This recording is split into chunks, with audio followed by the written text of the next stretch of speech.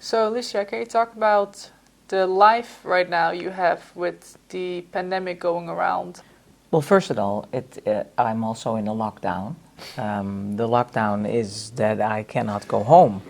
Basically, I live in Los Angeles, and yeah, I'm pretty good in isolation, but this time it's different because I'm watching the news and I try to be selective what I watch, but it's really difficult not to get hooked on the fear message that's being spread. And I start to analyze it like, okay, what am I afraid of? The message is basically not enough. Not enough beds, not enough ventilators, not enough time, and not enough can trigger a lot of ambitious people, or people who come from not enough. And not enough is a concept, because when I was born, there was plenty. But when you're raised with people where there was a consciousness of lack, or that maybe there was lack, like in my upbringing, we didn't have enough food all the time. My mom had 4 kids, and she would buy 3 Snicker bars for 4 kids. So then you get that feeling. We would also, when my parents divorced, we'd run out of money, so we wouldn't have money for food by the end of the month, and that was a lot. So that is the fear of not enough that's being triggered for me personally. Not enough time, which is when you grow up in a stressful environment where you have busy parents, busy either with themselves or with their work or with whatever goals or obsessions they have. As a child, you grow up with not enough. And so when the message is not enough time, not enough ventilators, not enough IC beds, you get triggered. On top of that, it is the fear of the future.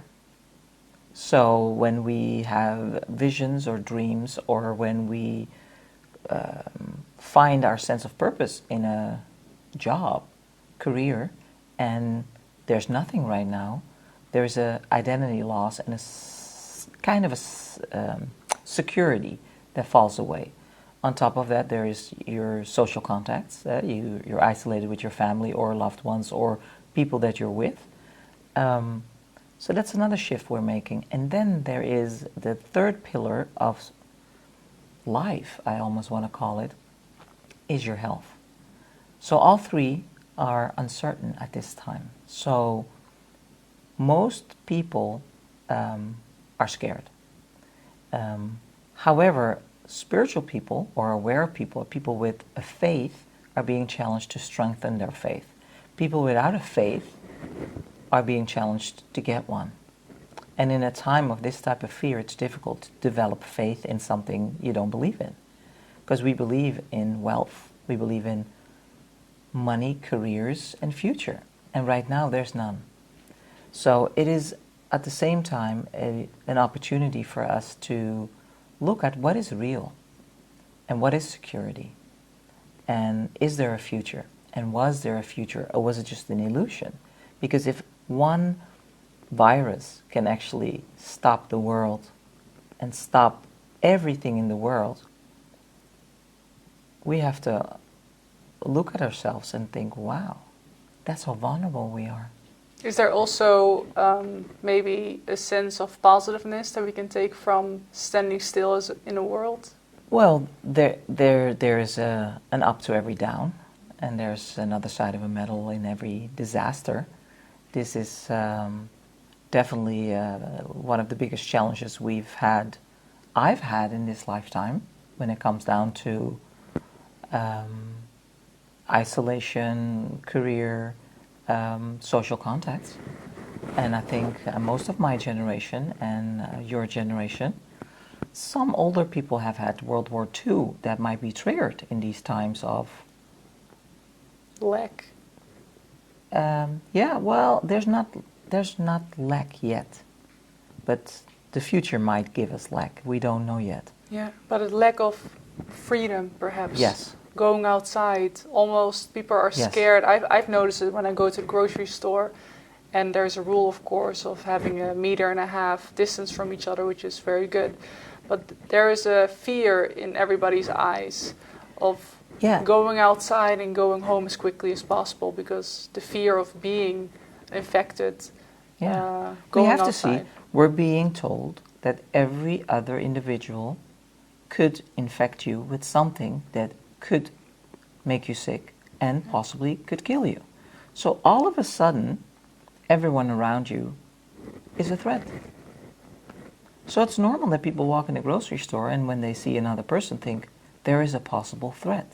So there is no good morning, how are you?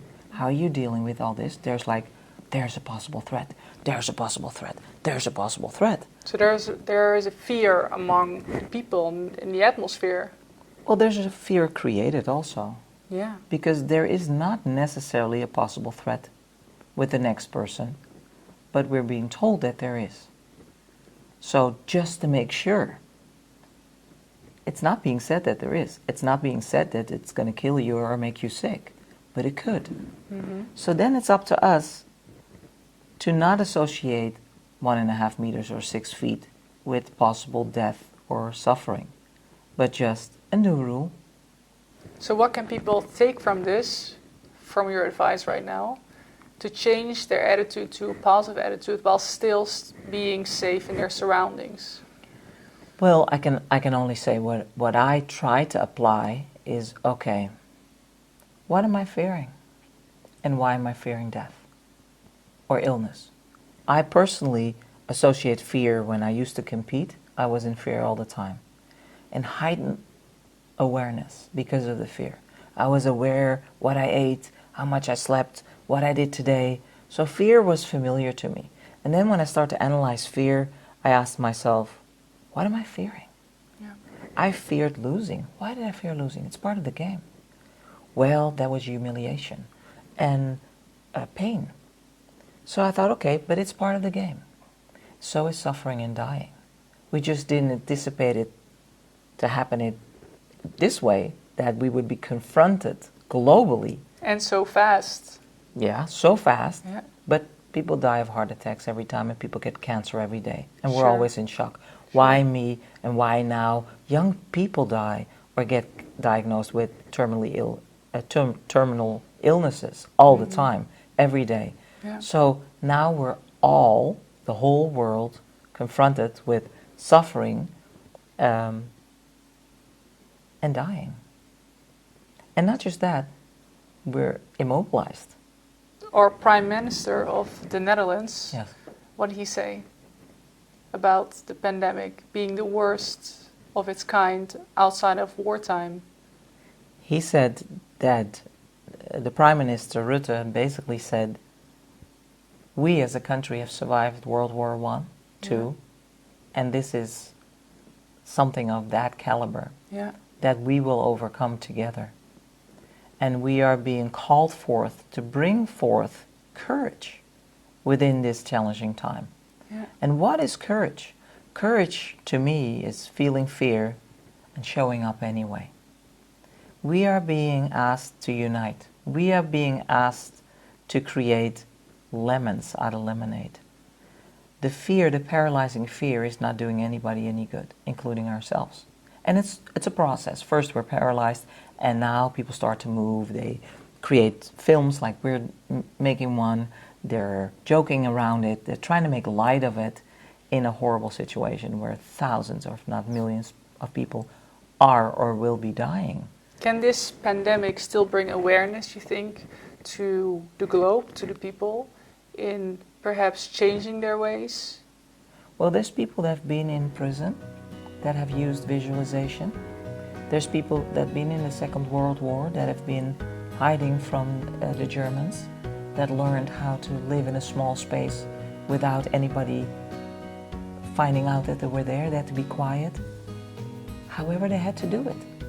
We are capable of overcoming this. We are capable of overcoming this fear and this isolated period of time and whatever this virus is doing.